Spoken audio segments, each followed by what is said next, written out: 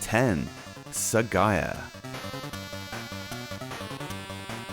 The top 10 kicks off with the second of 4 shoot-'em-ups to make it into the Best of awards this season. Sagaya is irritatingly a Japanese exclusive, but that doesn't make it any less special. This Darius entry takes a slightly different slant to R-Type or the Konami games, and manages to cleave its own little niche in the genre, with plenty of character and some immense-looking aquatic bosses. 9. Spanky's Quest. It's a total toss-up as to whether Spanky's Quest, Snow Bros. Jr. or Tailgater is the better of these 3 cutesy platform games, but ultimately it's a fun debate to have. There are no wrong answers, and the fact remains that all 3 are wonderful. The bubble-juggling gameplay mechanic of Spanky's Quest sets this one apart in such a clever way that it's realistically the one I come back to most often.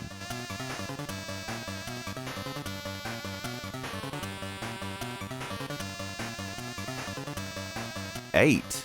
Tracks.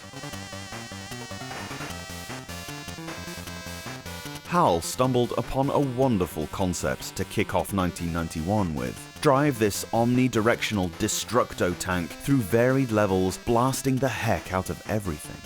The fact that they achieved such seamless 8-directional movement and weapon aiming with the limited Game Boy button layout and managed to make it feel so natural is incredibly impressive. Honestly, quite surprised Tracks never made its way onto other systems. 7. Metroid 2: Return of Samus. Some demographics of Metroid fandom turn their noses up at Metroid 2, but we Game Boy fans know that they're just damn wrong. To make a game this massive with so much Metroid-y stuff in there is a colossal achievement. It's not just a miniature console spin-off either, actually serving as a vital point in the overarching Metroid story. Heck, the game is directly referenced in the opening to one of the best Super Nintendo games out there.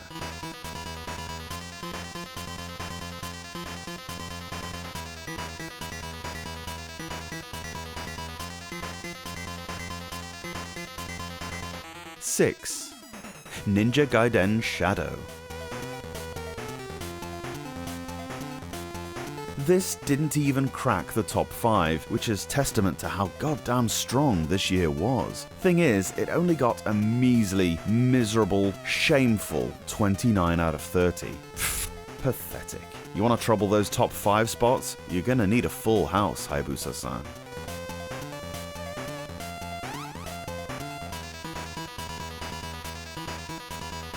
5. Parodius.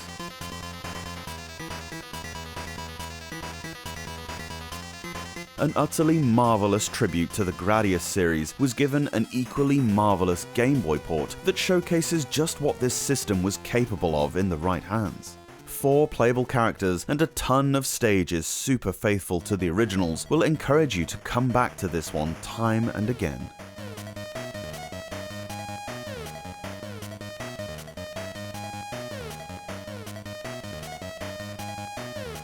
4. Final Fantasy Adventure.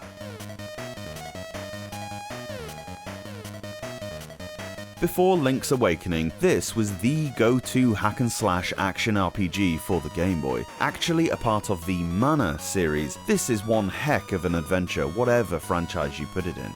If you're a Zelda fan, a Mana fan, a Final Fantasy fan, or just a fan of damn good video gaming, grab this beast and give it a whirl.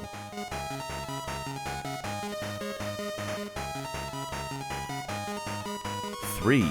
Gradius: The Interstellar Assault. A case could easily be made that this sequel to Nemesis is the best shoot-'em-up on the system. In fact, you might very well hear me make that exact case. Graphically and musically, it's a masterpiece. The cinematic level transitions are uber immersive, and the gameplay offers the perfectly crafted skill-based arc that rewards you for getting better. God, what a game. How were there 2 better, you might ask? 2. Operation C. The first answer to that question is the first portable entry into the Contra series. Operation C, or Probotector, whatever you want to call it, is a wonderful amalgamation of the best styles from the first two NES games, lovingly crafted into its own unique title. Just a mind-blowing run-and-gun blaster that stands alongside its console brethren proudly.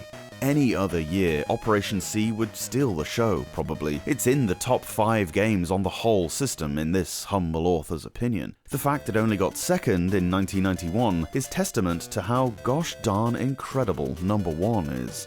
Before we look at that though, if you haven't played Operation C yet, go do so because you are seriously missing out.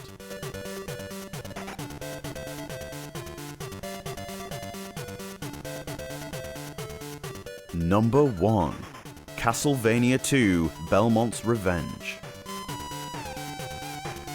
Anyone who's been paying attention to my channel knows that this is my favourite game on the whole system. So much so, it broke my star rating, getting 7 out of 5, the only game out of the 1,000 plus in the library that I did that for, and I stand by that decision. An utterly impeccable entry in the 8-bit Castlevania franchise with a perfect difficulty curve, stupidly good graphics, and a mind-blowing soundtrack.